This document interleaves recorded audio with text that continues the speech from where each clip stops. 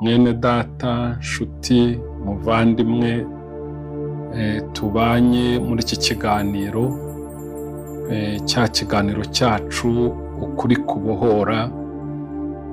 Kristo afite umugambi mwiza wo kubohora, afite umugambi mwiza w'uko tuba muri we tutakiboshywe n'ikintu icyo ari cyo cyose. Afite umugambi mwiza w'uko tubana nawe turi mu mudendezo, turi mu mahoro, turi mu kwishimira mu mwuka wera, dufite imbaraga zitsinda ibyadutsindaga, ndetse dushobora kubona umunezero Imana yadushakiye kuva iturema.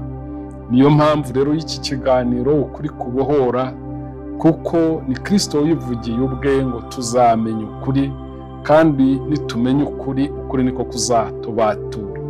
Ndakurarikira rero kuba mu bantu bamenye ukuri kandi babohotse, bari mu bukristo barabohotse, batari mu bukristo bwo kuyoboka idini gusa, cyangwa bwo kuyoboka imihango, cyangwa bwo guhora barwana kugira ngo bagere ku mahoro badashobora kugeraho kubw'imbaraga n'amaboko yabo. Reka rero dufate akanya dusenge, hanyuma Imana ikumurikire, ikuyobore, ikoherereza umucyo wayo kugira ngo nawe winjire mu kubohoka kuzuye. Dukomeje kubana nyine nka Pasiteri Jean Jacques nk'uko dusanzwe tubana muri iki kiganiro. Uwiteka Nyiringabo Imana yacu, turagushimiye. Dufite byinshi byo kugushimira, ariko cyane cyane tugushimira ko umugambi wawe kuri twe ari uko tubana nawe tubohotse, tubana nawe mu mudendezo, tubana nawe mu mahoro, tubana nawe mu byishimo by'ubwami bwawe. Ibyo rero byatumye uzana ubwami bwawe mu isi, ndetse ukatubwira ngo tujye dusenga ngo buze.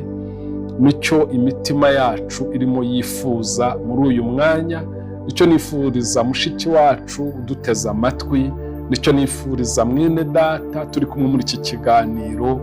Ubuntu bwawe, imbabazi zawe, urukundo rwawe, umucyo wawe nibibane natwe, kugira ngo twumve icyo dushakaho kandi duhishurirwe kurushaho ubushake bwawe ku buzima bwacu, mu izina ryawe ryera Yesu Kristo, amen. Nkikurarika rero ndagira ngo dufatanye gusoma ijambo ry'Imana. Dusoma mu rwandiko Pawulo yandikiye itorero ry'i Roma. Tugiye gusoma ibice 5, umurongo wa 17 ndetse n'uwa 18. Kadusome: kuko ubwo igicumuro cy'umwe cyateye ku rupfu rw'imikwa n'umwe, ni nako abahawe ubuntu busesekaye n'impano yo gukiranuka bazarushaho kwimikanwa ubugingo n'umwe, ari we Yesu Kristo. Nuko rero ubwo igicumuro cy'umuntu umwe cyateye ko abantu bose bacirwaho iteka, ni nako icyo gukiranuka cyakozwe n'umuntu umwe cyahesheje abantu bose gutsindishirizwa bagahabwa ubugingo. Amen. Nifuje ko uyu munsi muri iki kiganiro cyacu turi bwibande ku ubukristo bushingiye ku buntu twagiriwe. Dukwiye kumenya ko ubukristo bwacu budashingiye ku idini dusengeramo, budashingiye ku gihe turimazemo, budashingiye ku mirimo dukora, cyangwa se ku matitire y'ibyo twitwa mu rusengero. Ubukristo bwacu budashingiye ku mibyizi tumara turi ku rusengero, ahubwo mbere ya byose ubukristo bushingiye ku buntu twagiriwe. Aho rero niho dusomye ngo kuko ubwo igicumuro cy'umwe cyateye ku rupfu rw'imikwa n'umwe, ni nako abahawe ubuntu busesekaye n'impano yo gukiranuka bazarushaho kwimikanwa ubugingo n'umwe, ubumwe ari we Yesu Kristo.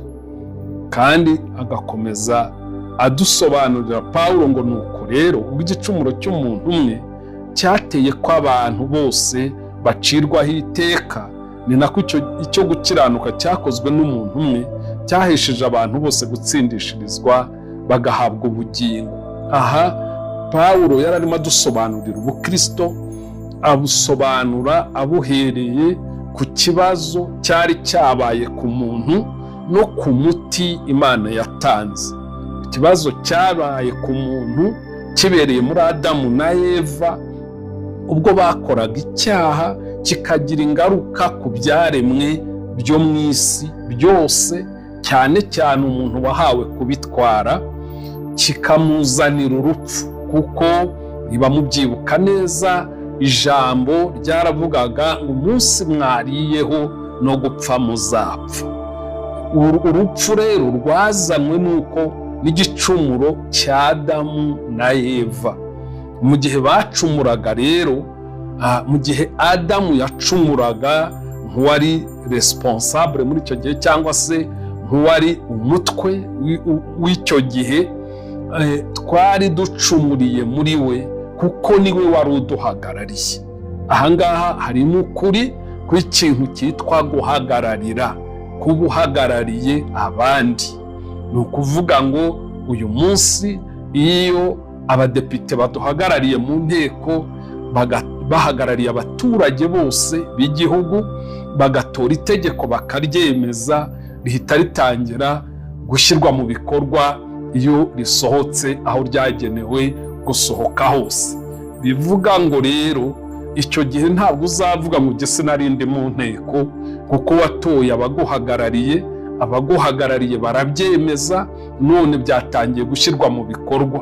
Natwe rero Imana irema Adamu yari iremeyemo ikiremwa muntu cyose.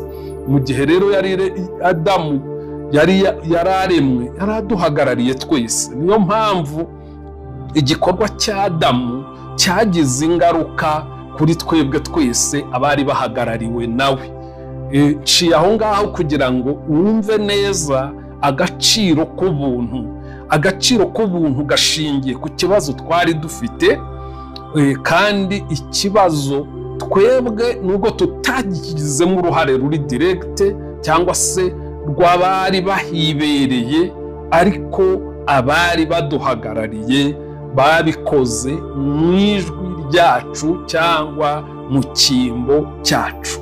Hanyuma rero Pawulo akomeza asobanura aya magambo nyahereye aho kugira ngo kuko ari amagambo arimo ubuhanga bujyanye n'iby'amategeko ateganya, nshatse kuyaheraho kugira ngo wumve n'impamvu ubuntu bwabaye ngombwa n'aho bwaturutse. Nuko Imana yari izi ikibazo aho cyaturutse, yafashe umwanzuro wo kwiyizira ubwayo, wo gutuma Kristo mu isi, aza kuvukira mu isi, yambara umubiri wa muntu kugira ngo bimuheshe guhagararira umuntu, kuko ntiyari guhagararira umuntu atambaye umubiri w'umuntu.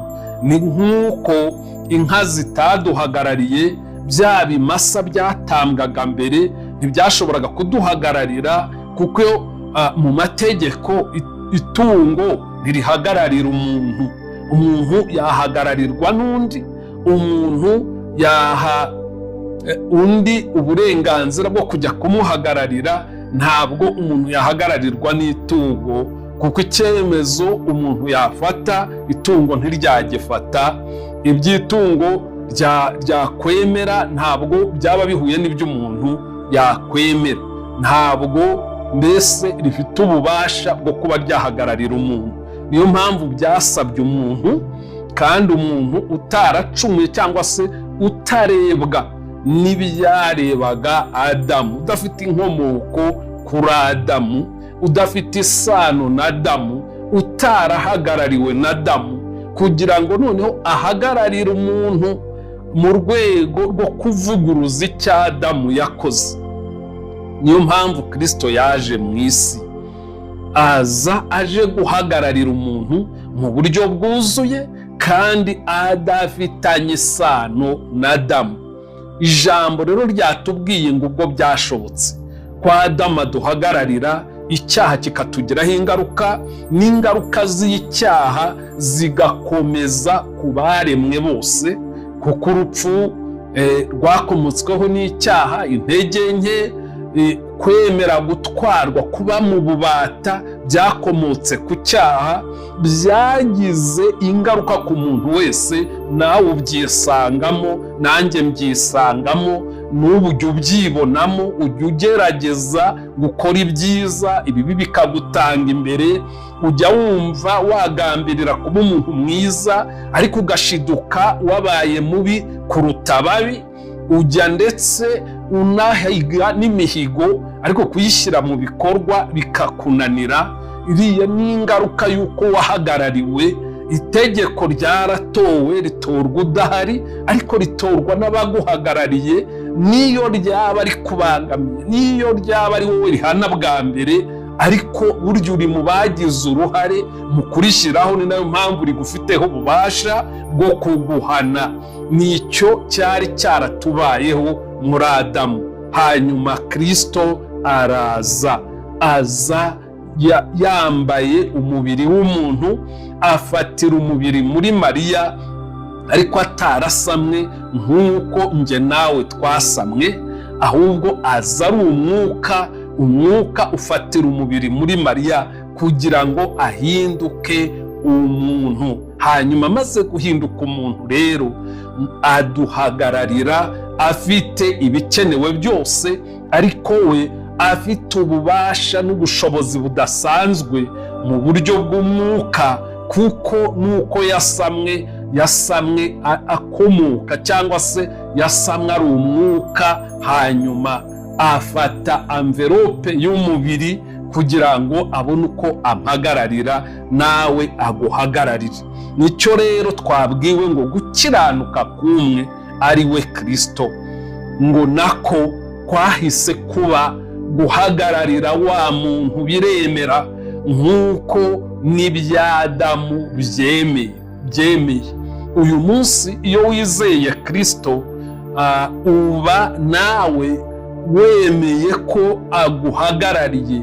Uba umeze nk'uko watora umudepite akajya kuguhagararira mu nteko, itegeko atoye ukaba ugize uruhare mu kuritora. Uyu munsi iyo wizeye Kristo, nawe uba ugize intumwa iguhagarariye mu ijuru, ikuvugira iburyo bw'Imana, ndetse ingaruka z'ibyo z'uko kwizera z'iyo ntambwe uteye ziraza zikagira uruhare mu kuzuka k'umwuka wawe wari warapfiriye muri Adamu, zikaza zikagira n'uruhare mu mitekerereze yawe ndetse no mu buryo bw'umubiri, kubera ko ibyo byose bikemukira mu gice cy'umwuka. Kuko no mu kuremwa kwawe Imana yabanje kugutekereza mu mwuka, ufatira umubiri muri mama wawe na papa wawe, uraza ubaho ku isi. N'uyu munsi rero y'uvutse ubwa kabiri, ubwo ni ukuvuga ngo utangira kubaho ubuzima bufite inkomoko mu mwuka, bukagira uruhare cyangwa se bukazana impinduka mu mitekerereze yawe, bigakomeza bikagira impinduka no mu mubiri wawe. Ubu buntu burakomeye, kandi ubu buntu iyo bwageze ku muntu nawe atangira kubwiyumvamo, n'abamureba bakabumubonaho. Niyo mpamvu Bibiliya itubwira ko intumwa ngo hari aho zageraga ngo zikabona ubuntu bw'Imana. Muzi ko ubuntu bw'Imana buboneka no ku maso. Urimo ubuntu aboneka, utarimo ubuntu kandi nawe aboneka. Ubuntu rero buva mu kutagaragara bukagenda buhinduka bugaragara n'inyuma kubera ibikorwa. Imana ishimwe. Ubuntu rero mu by'ukuri, icya mbere ukwiye kumenya ko ubuntu ari impano duhabwa tutari tubikwiriye. ubuntu ni feva, ni faveri duhabwa tudakwiriye, tutayimerita, tutayikoreye, tutayiguze. Ntabwo wagenda ngo usengere ubuntu, ahubwo ubuntu turabuhabwa. Twebwe icyo dukora ni ukubwakira, kandi tukabwakira tubuhaye agaciro, tutabupfusha ubusa, tutabutesha agaciro. Ubuntu rero nta kiguzi bugira, buri unconditional, nta kondisiyo n'imwe. Nta kintu watanga ngo ubone ubuntu, ntacyo watanga ngo Imana ikugirire ubuntu, ngo bigure, ntibigurwa, ahubwo ni Imana ibiguhera ubwo buntu nyine. Ikindi, burakirwa. Ubuntu wowe icyo ukora ni kimwe, ni ukugira umutima ubwakira. Iyo tuvuze ubuntu rero bwadukijije, ni ukuvuga ngo twarabwakiriye, tubwakiriye ibyo Kristo yakoze aduhagarariye, turabyitirirwa kandi bidukorerwaho, bitugiraho ingaruka mu mibereho yacu ya buri munsi, cyangwa se bituzanira umusaruro mu mibereho yacu ya buri munsi. Ikindi, dukwiye kumenya ko ubuntu ari Kristo ubwe. Ijambo ry'Imana riratubwira hariya mu gice cya mbere cy'ubutumwa bwiza uko bwanditswe na Yohana, umurongo wa 14, haratubwira ngo Jambo yabaye umuntu abana natwe. Murumva ko Jambo b'umuntu bifitanye isano n'ubuntu mu buryo bukomeye. Jambo yabaye umuntu abana natwe, tubona ubwiza bwe busa n'ubw'umwana w'ikinege wa se, yuzuye ubuntu n'ukuri. Yesu yaje yuzuye ubuntu n'ukuri. Imana ishimwe. Jambo Kristo niwe buntu. Yesu yaje ari ubuntu Imana izanye, yaje ari package y'ubuntu Imana itwoherereje. Niyo mpamvu kwizera Yesu ni ukwakira ubwo buntu. Ijambo ry'Imana riratubwiye ngo yari yuzuye ubuntu, yuzuye n'ukuri. Hanyuma 11, aho ngaho muri icyo gice n'ubundi mbese uhere kuri 11 haragenda hakubwira ukomeze muri 12 ukomeze uragera hariya ku gice ku murongo wa 14, wumvise wa wundi waje yuzuye ubuntu ari we Kristo, aho yahereye. Ndetse unahereye ku murongo wa mbere ahubwo wasanga harimo amagambo akwereka yaturukaga hehe, byagenze bite, uko yaje mu isi ari we wayiremye, akaza ari umucyo wemeye kuza mu mwijima, nubwo abantu batawushidukiye ngo bakikundira umwijima, kugeza ubwo aje abamwemeye bose bakizera izina rye, akabahindura kuba abana b'Imana. Ntabwo ngo batabitewe n'akavukire, batabitewe n'ubushobozi bw'abababyaye, babiherewe ubuntu gusa muri Kristo Yesu. Ndashaka kukubwira ngo ubu buntu ni Yesu Kristo, yari yuzuye ubuntu, kandi Bibiliya iratubwira ngo ibimwuzuye nibyo twahaweho. Muri icyo gice cya mbere n'ubundi cy'ubutumwa bwiza uko bwanditswe na Yohana, haratubwira ngo ibimwuzuye nibyo natwe twahaweho, ngo kandi ibyo byari ubuntu bugeretse ku bundi. Mbese ni nka etaje y'ubuntu, uva mu cyiciro kimwe cy'ubuntu ujya mu cyiciro kindi cy'ubuntu, ugenda ukura mw'ubu buntu, ugenda utera intambwe yo kumenya ubu buntu mu buryo burushijeho. Ariko ubundi icyo twakiriye ni Kristo wari wuzuye ubuntu n'ukuri. Uyu Kristo afata ibimwuzuye abiduhaho, kandi ibyo byari ubuntu bugeretse ku bundi. Imana igufashe, nanjye mfashe mwene data, tumenye ubu buntu twagiriwe, twe kubuherwa kubupfusha ubusa, ahubwo tubwakire dusobanukiwe ubu buntu ni iki. nanone iyo usomye usanga Bibiliya itwereka neza ko ubuntu bufite ibice bibiri by'ingenzi. Ubu buntu bufite ibice bibiri by'ingenzi. Kubwumva nabi bwatumye abantu bamwe bafata ubuntu nk'aho ari ikibazo, abandi nabo babujugunya kure. Bamwe babupfushije ubusa mu gukora ibyo biboneye bitwaje ubu buntu, abandi nabo bafata ubu buntu nk'ikintu cyo kwirindwa babujugunya kure. Aho hose batije umurindi umwanzi mu gutesha agaciro ubuntu, kandi ubuntu ari Kristo bwe. Ntabwo ubuntu ari ubwo guteshwa agaciro, nta n'ubwo ubuntu ari ubw'umuntu akwiriye gupfobya, ahubwo ubu buntu ukwiye kubusobanukirwa no kubukurikirana kugira ngo ubumenye, kuko ubu buntu nibwo buzaguhesha kumenya ukuri. Kuko Kristo yari yuzuye ibyo bintu byombi, yari yuzuye ubuntu n'ukuri. Ubu buntu twagiriwe nibwo buduhesha gusobanukirwa ukuri, ukuri nako kukatubatura, kuko nta wabaturwa n'imbaraga ze, nta wabaturwa n'imirimo ye, nta wabaturwa n'andi mayeri, ahubwo muri Kristo Yesu niho twinjira tugasangamo ubuntu n'ukuri, bikatugeza ku kubatuka cyangwa se ku kubohoka mu buryo bwuzuye. Nari ndimo mvuga rero ngo ubuntu bufite ibice bibiri by'ingenzi. Uyu munsi nubwo twaza kugeza hafi aho ngaho gusa, ibindi tukazabikomeza ikindi gihe, ntacyo byaba bitwaye. Ndashaka kuvuga ku bice bibiri bigize ubuntu. Igice cya mbere ni uko ubu buntu bufite igice cyo gutuma twemerwa n'Imana ntacyo dutanze. Muri iki gice harimo kubabarirwa ibyaha byacu.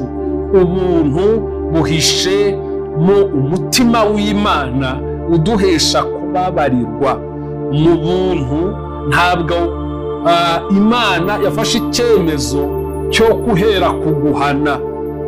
Mu buntu Imana yafashe icyemezo cyo kutwereka umutima w'imbabazi mbere yo kutwereka igihano gikwiriye icyaha.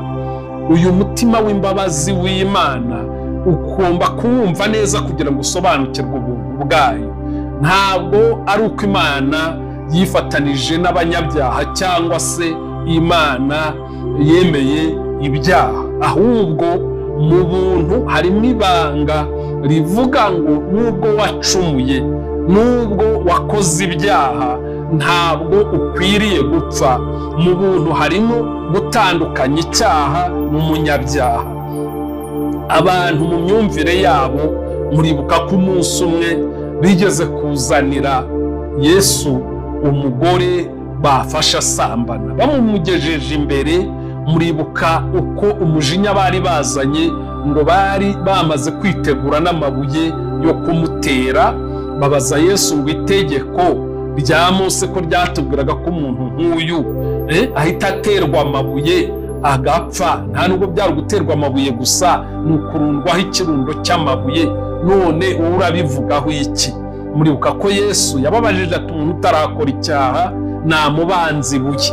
Nibaza yuko ahari ukurikije ukuntu abantu bagenje imigongo ntihasigare n'umwe, iyo Yesu aza gukoresha nk'inama nyuma akagarura ba bantu bagiye akabahagarikana na wa mugore, twari guhita dusobanukirwa ikindi kintu, ko burya hari n'ababigwamo kandi ababafatiye ibyemezo bashobora kuba bafite n'ibyaha biruta ibyabo bafatiye ibyemezo. Umutima w'Imana rero wagutse ku rwego ureba utarebe, uzi gutandukanya umuntu bwe n'icyaha, uzi kuvangura icyaha n'umuntu. Nibaza ko nubwo Bibiliya itatubwira byinshi, ariko uyu mugore wababariwe muri ubu buryo, wari wamaze kwiyakira mu rupfu, Yesu akamukura mu nzara z'aba bantu bari bamaze kwanzura urupfu. Nibaza ko uyu mugore byamworoheye kubera ubuntu abonye, kubera imbabazi agiriwe, kubera umutima w'Imana abonye. Imana yihangana, Imana idahaniraho, Imana yuzuye impuhwe nyinshi. uyu mugore bishobora kuba byaramuhaye imbaraga zikomeye zo kutongera gusubira mu byaha, kubera ko abonye urukundo rw'Imana, urukundo rwamuhesheje imbaraga zo kuba umuntu wihambiriye ku Mana kuruta uko itegeko yari asanzwe azi ryanditse ritari ryaramuhesheje ubu bushobozi. Ndashaka kubabwira ko itegeko rikubwira ngo ntuzagire gutya, ariko ubuntu bwo ntibukubwira ngo ntuzagire gutya, urabanza bukaguha agaciro k'uwuriwe mbere y'uko bushyira mu bikorwa igihano. Ubuntu ntibwihutira gushyira mu bikorwa igihano, ahubwo bugarurira agaciro wateshejwe, bukugarurira agaciro wateshejwe n'icyaha, bukagusubiza mu mwanya watakaje, bukagutandukanya n'icyaha, icyaha kikajya mu mwanya wacyo, nawe ukajya mu mwanya wawe. Iki rero nicyo cyahaye uyu mugore kumva yomatanye n'Imana muri Kristo Yesu kuruta uko byari imbere. Mwibuke indi nkuru y'uwitwa Zakayo, wa mugabo wari mugufi cyane w'i Yeriko, wa undi wakirijwe mu giterane cy'i Yeriko. Muzi ko Yesu yamubwiye ngo yururuke uri cya giti aho yari yuri, kamubwira ngo ararariwe. Ubuntu bufata Zakayo wahemutse, umunyabyaha uzwi ku musozi, bwemera ko Kristo ajya kurariwe. Icyo cyonyine Kristo agikora, Zakayo nta kintu arahindukaho. Zakayo ngo abone urwo rukundo, abone izo mbabazi agiriwe, abona ko gaciro ahawe atarakwiriye, ahita atangira kubona ibyaha bye, atangira kubona ko yahemutse aho atagombaga guhemuka. Aravuga ngo uwo nambuye ndamuriha kane. Atangira kwibonamo umujura, umuhemu wahemukiye Imana, kubera ko abonye umuntu ataramenyereye, abonye iyo feva atarayikwiriye, abonye urukundo rudashingiye ko ari mwiza, rudashingiye kuri taye nziza, rudashingiye ku bikorwa byiza, rudashingiye ko yakoze imirimo myiza, ahubwo ahita yigiramo gusaba Imana imbabazi, yimenyaho ibyaha bye, asaba Imana imbabazi, anafatiramo ingamba zo gukora imirimo myiza mu gihe gikurikiyeho.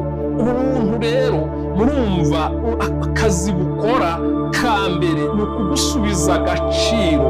Wasubizwa agaciro wabona ugahawe utari ugakwiriye, noneho bikagucisha bugufi cyane, bikanaguhesha icyemezo cyo gufatanya n'Imana mu buzima ugiye gukurikiraho.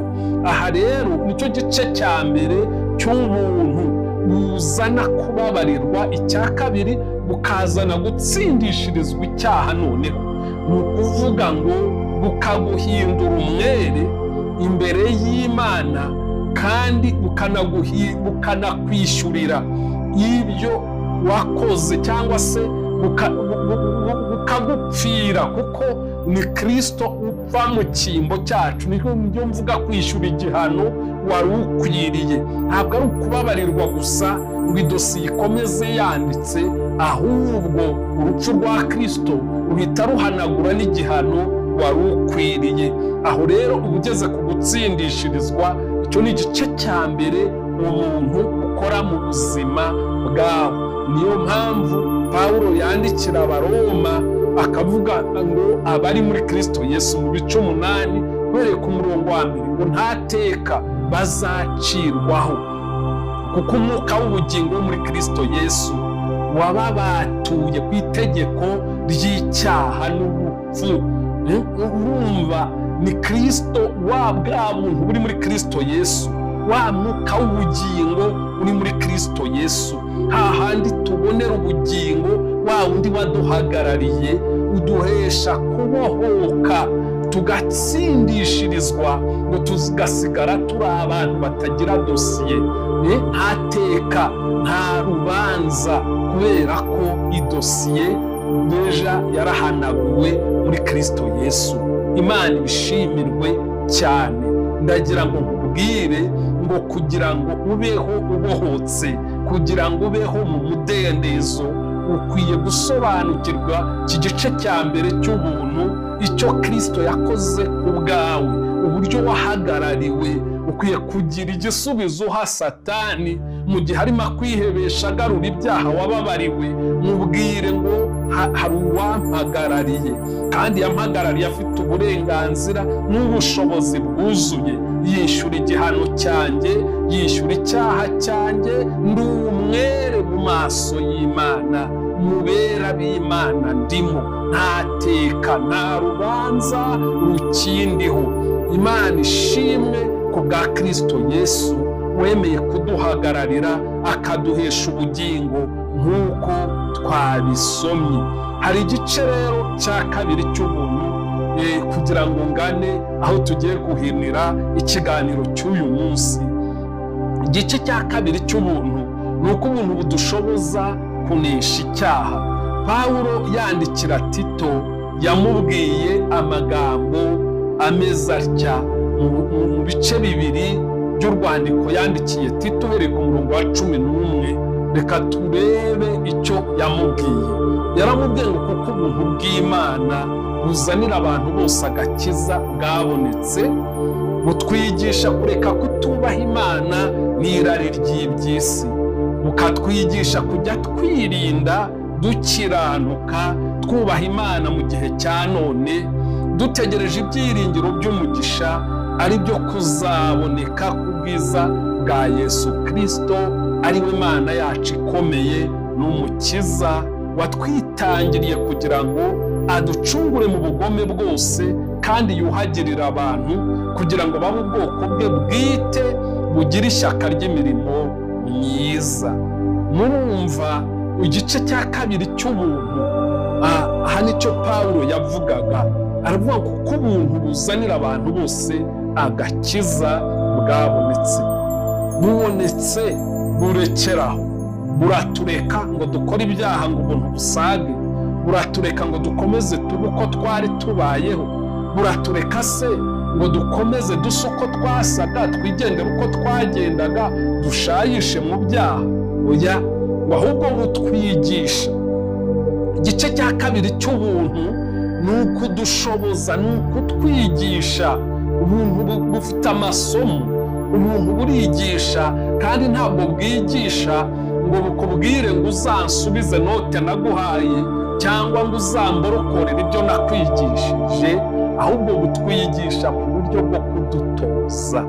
Ubuntu ntabwo bukubwira ngo ntugasambane, ahubwo ubuntu bugumana nawe mu kukwigisha uko wabaho udasambana, kandi ntugire icyo uba, ntibigire n'icyo bigutwara. Ko wabaho utiba, ugakoresha amaboko yawe, ugahabwa umugisha, hanyuma ukabona ibyo wari ukeneye utabikubiye mu byaha. Uko wabaho, ubuntu butwigisha kumenya uko wabaho utari umunyabinyoma, utari umwesikoro, ukabaho ubuzima buvuga ukuri, kandi ntibiguteranye n'abantu, ntibinakubuze kugera ku byo wagombaga kugeraho, ndetse ukabigeraho bihawe umugisha, ndetse ukabigeraho mu buryo buruta ubw'abikirishije uburiganya. Butwigisha rero kureka kutubaha Imana. Ubundi imbaraga za muntu ntabwo zamushoboza kubaho ubuzima bwubaha Imana. Ubwenge bwa muntu bwaranduye ku rwego kubaha Imana kutaba mu muntu. Imikorere, ibikorwa bya muntu byaranduye ku rwego buri gihe biba bihunga gutunganira Imana. Ariko iyo ubuntu buje, kubera ko ubuntu ntibudusiga, ahubwo umunsi twakiriye ubuntu muri twe, umunsi dukinguriye Kristo muri twe, yaravuze ngo sinabasiga nk'imfubyi, ngo ahubwo nzabaha undi mufasha. Icyo ni igihe yari agiye kugenda, yabanye n'abigishwa be akiba hano mu isi, aho yabaga ari niho babaga bari. Agiye no kugenda, arasenga isengesho, aravuga ati data jyewe ndaza kuri wowe ariko bo mbasize mu isi kandi saba isi, ndashaka ko tuba umwe nabo nk'uko nanjye ndi umwe nawe. Murumva ubuntu bwaduhuje na Kristo kugira ngo tubaneho nawe mu buzima bukomeza, ubuzima bukurikiye umunsi twakiriye ubuntu ntitukibubaho nkatwe, ahubwo tububanaho na Kristo. Icyo cyatumaga Pawulo avuga ngo sijya ukiriho ahubwo ni Kristo uriho muri jye, nabambanywe na Kristo ariko ndiho, nyamara sijya uriho ahubwo ni Kristo uriho muri jye. Aranavuga ngo kandi kugira ngo yakire ubu buntu ngo yafashe ibyari indamu ye cyangwa ibyari inyungu ze cyangwa ibyari ibyirato bye ngo abishyira ku ruhande, abitekereza nk'umwanda ngo kugira ngo yakire Kristo amushoboze kugira ngo atunge cyangwa se yakire iki giciro ngo ari cyo gukuronka Kristo mu bugingo bwe. Aranavuga ati si uko namaze guhita ngishyikira cyose, ariko byaranshoboje siga ibiri inyuma ngasingira ibiri imbere. Aravuga ngo uko niko yabashije kunesha, anesherejwe n'ubuntu, anesherejwe n'ubumwe bwe na Kristo. Iyo twakira ubuntu tuba twinjiye mu gice tubaho mu bufatanye na Kristo, bikadushoboza kunesha icyaha. Nicyo Abaroma, Pawulo yandikira Abaroma mu gice cya 12 umurongo wa 1 n'uwa 2 avuga ngo nuko bene data ndabinginga kubw'imbabazi z'Imana ngo mutange imibiri yanyu b'ibitambo bizima byera bishimwa n'Imana, ngo ariko kuyikorera kwanyu gukwiriye, ngo kandi ntimwishushanye n'ab'iki gihe ahubwo muhinduke rwose mugize imitima mishya, ngo kugira ngo mumenye neza iby'Imana ishaka ari byo byiza bishimwa kandi bitunganye rwose. Murumva ko iyo twakiriye ubu buntu buzana impinduka zitavuye mu kwitonda, zitavuye mu gushyiraho amaprincipe atandukanye y'ubuzima tugiye kugenderamo, ahubwo zivuye mu kwakira Kristo agakorera muri twe, mu kwakira imbaraga z'Umwuka Wera. Umwuka akaba ari we utuyobora, kuko mu kutadusiga nk'imfubyi kwa Kristo kwari ukugira ngo tudasubira aho twavuye, tudasubira mu byo twavuyemo, tudasubira kuba abo twari bo, ahubwo twakira imbaraga z'Umwuka Wera zituyobora zikanadushoboza gukora iby'Imana ishaka. Kandi hano mu mubiri imbaraga za muntu ntabwo zashoboza umuntu kubaho agendera mu bushake bw'Imana, ahubwo muri package cyangwa se mu mpano y'ubuntu harimo n'imbaraga zo kudushoboza kugira ngo tubeho mu bufatanye n'Imana. Izo mbaraga rero nizo Kristo yadusigiye igihe yaduhaga Umwuka Wera, si kubw'amaboko, si kubw'imbaraga, ahubwo ni kubw'Umwuka w'Imana dushobora kubaho ubuzima bwa gikristo, ubuzima bwuzuye ubuntu, bwa bundi twabonye muri Yohana mu gice cya 1 ngo ibyari bimwuzuye nibyo twahaweho, ntabwo twabihawe ngo twitware uko tubonye. Ikizakubwira ko ibimwuzuye, ibyari bimwuzuye ari byo bikuzuye, ni uko uzabona ushyira mu bikorwa ubuntu bwa bundi bwaje kugira ngo butwigishe kureka kutubaha Imana n'irari ry'iby'isi, butwigishe kugenda dukiranuka mu gihe cya none. Bishatse kuvuga ngo uko ibihe byasa kose bituma tugenda dukiranuka twubaha Imana no mu gihe cya none, no mu gihe cy'ubugoryi, no mu gihe cy'ubugome, no mu gihe abantu bataye Imana. Ubuntu bwo bufite ubushobozi, bufite imbaraga zitubashisha kugenda tugaragaza uwo twakurikiye, tugaragaza uwo twakiriye, tugaragaza uwo dufatanije nawe uwo ari we. Nshuti mwene data, reka tube duhiniye ahangaha. Ukuri nitukumenya niko kuzatubatura.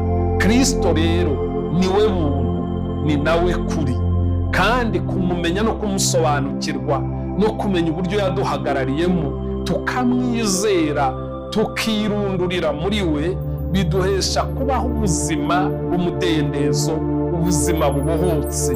Ndakwifuriza ko ubu buntu wabwakira kandi ntubuherwe kubupfusha ubusa, kugira ngo ube muri Kristo ufite umudendezo, si kubw'amaboko, si kubw'imbaraga, si kubw'imirimo, si kubw'ibitambo n'amaturo byinshi, ahubwo ni kubwa Kristo n'umurimo yakoze Golgotha ku musaraba. Ibyo nibyo biguhesha kubaho ubuzima bubohotse bw'umudendezo, kandi ubwo buzima ubwo buzaguhesha kubana n'Imana iteka mu munezero muri ya paradizo yatwiteguriye. Imana iguha umugisha. Ndakwifuriza kuzaba aho ngaho uyu mwanya w'umuntu wateze iki kiganiro amatwi, watwumvise, wadukurikiye. Ndakwifuriza rwose kuzaba aha hantu Imana yaduteguriye, ikanatanga ibikwiye byose kugira ngo uzahabe. Wibipfusha ubusa, wikumva andi majwi akubuza kwakira ubuntu, kuko Satani yaburwanije kuva umunsi wa mbere na Kristo avuka. Ubu buntu bwararwanijwe, abura n'aho avukira, abaho no mu buzima bugoye buri munsi, ahora mu rugamba kugira ngo utazagera ku buntu. N'uyu munsi rero arakomeje, ntashaka ko wakira ubuntu, cyangwa se arashaka ko ubuntu bujugunya kure. Arashaka ngo ibyo bintu by'ubuntu sinshaka kubyumva, ngo ube ari bwo buzima ubaho, kandi hirya y'ubuntu nta handi wacungurirwa. Kandi ubwo buntu nibwo Kristo, ubwo buntu niwe Jambo waje mu isi aza yuzuye ubuntu n'ukuri. Reka dusenge wifuriza kugira ngo utere intambwe wakire ubuntu nawe wabwakiriye, ufate umwanzuro wo kutabuherwa kubupfusha ubusa, ngo ubeho ubuzima buvanga ukuri n'ibyaha, ubuzima butabohotse, ubuzima bw'imyoza, ubuzima ubayeho uhangayitse. Kandi Kristo yuzuye ubuntu, yuzuye ubuntu bwo kukuruhura, yuzuye ubuntu bwo kugutabara ntacyo utanze. Uyu munsi wisunga izo mbaraga ntizigupfira ubusa. Data wa twese mwiza, turagushimiye mu izina rya Yesu. Ubu buntu watuzaniye butuguye neza, kandi ubu buntu unabusuka cyane ukabucunshumurira aho intege nke ziri, ngo niho ubu buntu bwawe bwuzura. Uyu mwene data, uyu mushiki wacu wari utarakira ubu buntu, yibwira ko ubuntu ari ikibazo, yibwira ko ubuntu ari ukubaho ubuzima buvanga ibyaha n'ukuri, cyangwa bumuha umudendezo wo kwisanzurira mu byaha. Ndasenze kugira ngo umumurikire, kugira ngo imyumvire ye ihinduke, ko ubuntu amenye ko ubuntu ari wowe waje ukaduhagararira, kugira ngo tubone ibyo tutaruhiye tubibone ku buntu, tubeshejwe n'urukundo rw'Imana. Kandi n'uyu nguyu wari waragiriwe ubu buntu agakomeza kuramira mu byaha, ubu buntu nibumwigishe kureka kutakubaha, ndetse no kubaho agira abohotse ari muri wowe, akwiza impumuro yawe. Urakoze rero ubwo buntu bwinshi utugiriye, mu izina ryawe ryera Yesu Kristo. Amen.